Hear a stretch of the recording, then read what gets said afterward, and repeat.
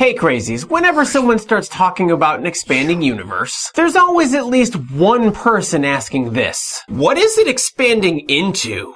Okay, we'll tackle this, but I'm not sure you're gonna like the answer. Demo time! Let's say you have a balloon with some little thingies attached. These represent galactic superclusters, which contain tens of thousands of galaxies. Yes, superclusters. We don't see the expansion on scales any smaller than that because other forces like gravity are strong enough to hold things together in spite of the expansion. Stick it to the man, galaxies! Alright, back to the balloon. These represent galactic superclusters, whereas the balloon itself represents space. If you blow air into the balloon, it expands, carrying the superclusters with it. They got farther apart without having to do any actual moving in space. Pretty cool, huh?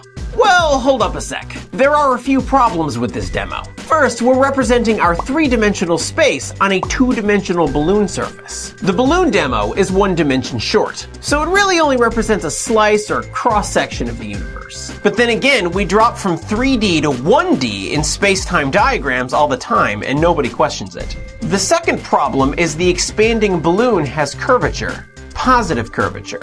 You can see it's finite and has no edges. However, we said in the last video that all evidence suggests we live in a very flat, zero curvature universe. And if it's simple, an infinite universe. If that's the case, this balloon is a terrible model. On top of that, the fact that it's only a model can be misleading. This balloon is in a room full of air and all sorts of other stuff. There's a space it expands into. But none of that applies to the universe. Remember, the entire universe is everything. Even if the universe was finite, like that balloon, the balloon is all that there is. There is no room, no air, no person blowing that air, just the balloon. So if that's the universe, it's not expanding into anything. There is nothing outside it. Not empty space, literally nothing. Nothingness can be difficult to imagine for a lot of people, but your only other option is an infinite universe. And that comes with its own problems. You might wonder how the universe could have gone from a microscopic size to infinite size in a finite amount of time.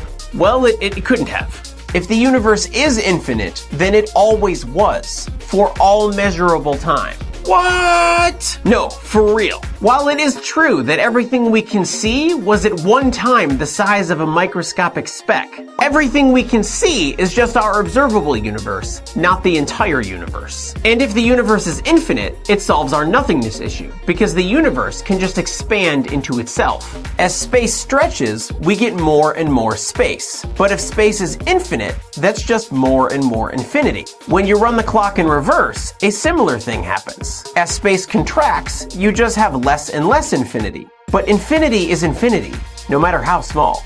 Infinity is so weird. There's also no reason to assume that our observable part is anything special.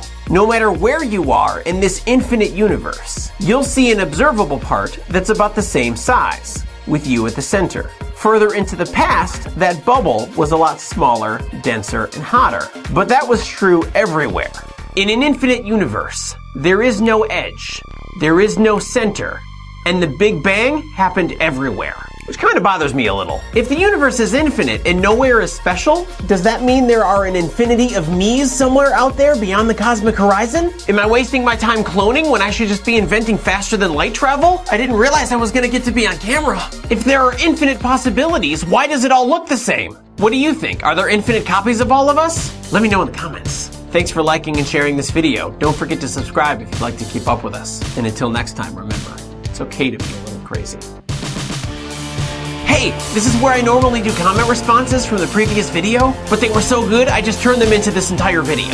Don't worry, we'll still answer questions from this video in the next one. Oh, and Joey Green, I'll ask whatever science questions I well please. Alright crazies, thanks for watching.